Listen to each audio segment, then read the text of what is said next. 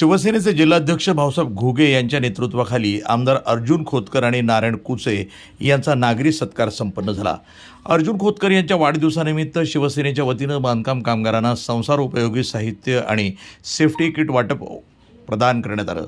यावेळी आमदार अर्जुन खोतकर आणि आमदार नारायण कुचे यांनी आपल्या भाषणात अनेक विषयांवर स्पष्टीकरण दिलं। हे सिंचन क्षेत्र कसं बदललं पाहिजे।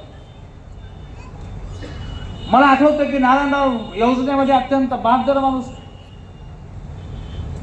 मी आणि भाऊसाहेबने जालन्याची वॉटर ग्रीड तयार केली आणि ती कुठून तरी नारायणरावने पाहिली। आता तुम्ही जालन्याला कशी घेता म्हणे, आमचं बदनापूर त्यात घातलं पाहिजे। म्हणून नारायणराव घाला ना, काय आमचं काय म्हणणं, बिलकुल तुम्ही आम्ही लोकांसाठी करतो। आणि नारायणरावच्या आग्रहाखातर आम्ही गुलाबराव पाटलाला भेटलो, सांगितलं ठीक आहे, ते म्हणतात आमदार साहेब तर घ्या त्यांची पण।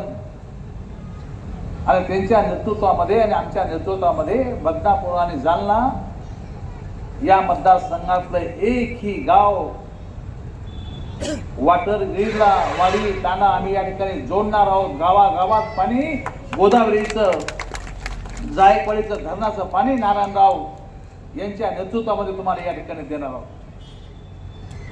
अत्यंत महत्त्वाची योजना, आम्ही या तत्वाचा त्याला मान्यता मिळाली। अंतिम DPR सादर होईल, त्यानंतर आम्ही दोघंही कामाला लागू। जालना, बदनापूर, अंबड या भागाला पूर्णतः वॉटर ग्रीडचं पाणी मिळेल या संदर्भात निश्चितपणे नारायणरावच्या वतीनं, माझ्या वतीनं तुम्हाला आम्ही शब्द या ठिकाणी देतो। नारायणराव सिंचनाचा विषय, ब्रह्मगव्हाण टप्पा क्रमांक 5 तुमच्या भागामध्ये, काही भागामध्ये आंदोलन झालं, तुम्ही तो प्रयत्नही केला। माननीय मुख्यमंत्र्यांकडून काही GR काढले, पण आपण एकत्रपणे लढून नारायणराव अण्णा की टप्पा क्रमांक 5 ब्रह्मगव्हाण हा निश्चितपणे आमच्या जालना जिल्ह्याला मिळाला पाहिजे। विशेषतः बदनापूर आणि जालना भागातल्या लोकांना त्याचा पूर्णपणे झालेला आहे। जवळपास तिकडनं करमाडच्या पुढे आलेले जिकडे आता बदनापूर पर्यंत जोडलेला आहे। हा रहदारीचा रस्ता आहे। लगतच समृद्धी महामार्ग झाल्यामुळं हा रस्ता जो रहदारीचा झाला बदनापूरला, खरं तर अण्णा आमदार असताना अण्णांनी बायपास मंजूर केला होता अण्णा, परंतु काही कारणास्तव तो बायपास रखडला, तर बदनापूरला एक वळण रस्ता करावा। आणि दुसरी गोष्ट, ही ट्रॉफिक थांबवासाठी आणि जे रोडवर अपघात होतात, तो अपघात झाल्यामुळं इकडं नूर हॉस्पिटल आहे, नंतर जालना आहे। म्हणून माझी अशी विनंती आहे की आरोग्य खाते आपल्याकडे असल्यामुळं बदनापूरला जालन्याच्या धर्तीवर एक ट्रामा केअर सेंटर मंजूर करावं, म्हणजे उच्च दर्जाच्या आरोग्य सुविधा हे बदनापूर तालुक्याला मिळतील, ही एक मागणी आहे। त्याचबरोबर दुसरी चौथी अशी आमची मागणी, स्थानक झालं, सन्माननीय नारायणराव कुचे साहेबांनी प्रयत्न केला, मी केला, आपणही प्रयत्न केला, व देवकर रावते मंत्री होते, त्याच्यानंतर अनेक मंत्री झाले, परंतु आदरणीय मुख्यमंत्री महोदयाकडे जेव्हा खात आलं तेव्हा बस स्थानक मंजूर झालं, बस स्थानकचा प्रश्न मिटला। परंतु आमचा हा तालुका हा मोसंबी उत्पादक तालुका म्हणून ओळखला जातो। इथं आंबा आणि मोसंबीचं पीक हे मोठ्या प्रमाणात घेतलं जातं, जसं कॉटन असेल की तूर असेल, हे जे हंगामी पिके घेतल्या जातात। त्याचबरोबर मोसंबी उत्पादक तालुका असल्यामुळं इथंच परभणी कृषी विज्ञान विद्यापीठाचं उपकेंद्र आहे आणि खरपुडी सारखंच एक कृषी केंद्र इथं झालं। जवळपास 250 एकर जागा रिकामी हो।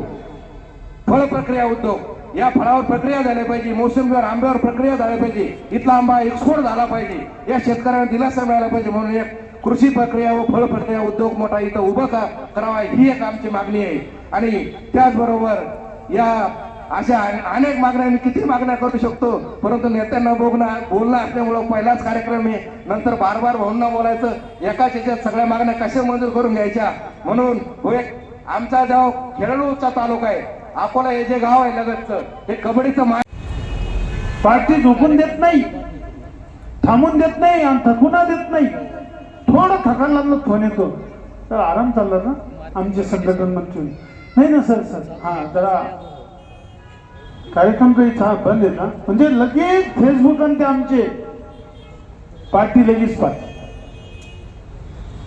जनतेसाठी 24 तास कार्यकर्त्यासाठी जनतेसाठी अवेलेबल असलं पाहिजे, हे देशाचे पंतप्रधान नरेंद्रभाई मोदी पासून एकनाथ शिंदे असतील, अजित दादा असतील, देवेंद्र फडणवीस साहेब असतील, की पूर्ण बहुमताने या महाराष्ट्राच्या इतिहासात पहिल्यांदा भारतीय जनता पार्टी, शिवसेना असेल, अजित दादा राष्ट्रवादी गट असेल, पूर्ण ताकदीनं लाडक्या बहिणी सहित या महाराष्ट्रातला मतदार मायबापांनी चांगल्या बहुमताने विजय करून या महाराष्ट्रामध्ये जे एकनाथ शिंदे साहेबांचं 2.5 वर्ष सरकार होतं ते ब्रँडेड करून सनी पूर्ण बहुमताने 5 वर्ष सत्ता देण्याचं काम या महाराष्ट्रातल्या जालना जिल्ह्यातल्या जनतेने केलं. त्यांचं मनापासून अभिनंदन केलं पाहिजे. 2.5 वर्ष ठाकरे सरकार होतं.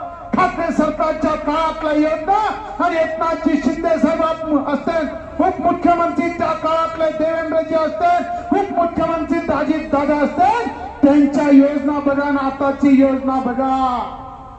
अरे हिंदू सम्राट बाळासाहेब ठाकरे यांचं स्वप्न होतं महाराष्ट्रामध्ये एक है तो सेफ है हा नारा घेऊन या महाराष्ट्रातला मतदार भारतीय जनता पार्टी, महायुती, शिवसेना असतील, राष्ट्रवादी असतील, पाठीशी पूर्णपणे ताकदीनं उभा राहिला.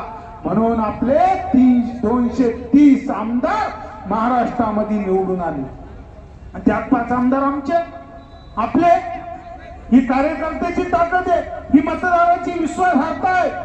तो विश्वासार्हताला आम्ही तुम्हाला सांगितलंय, कार्यकर्त्याची मेहनत, मतदाराची विश्वास, त्या विश्वासाला कधीच तडा जाऊन नाही द्यायचा.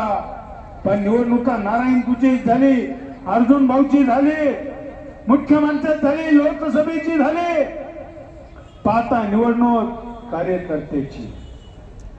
जेवढ्या ताकदीनं कार्यकर्ते आमच्यासाठी काम केलंय तेवढ्या ताकदीनं आम्ही आमदार म्हणून तुमचा एक कार्यकर्ता म्हणून सुद्धा आम्ही तुमच्या पाठीशी उभा राहणार. माझा स्वभाव आहे निवडणूक उभाऱ्यावर सोडित नाही. बदनापूर नगर पंचायतला सगळे एकटेच, मी एकटा होतो, सगळे एक होते. मेलं सरकार तर आपलं जी बदनापूर नगर पंचायत आणि ते आणलंय, पूर्ण बहुमतात आणलंय.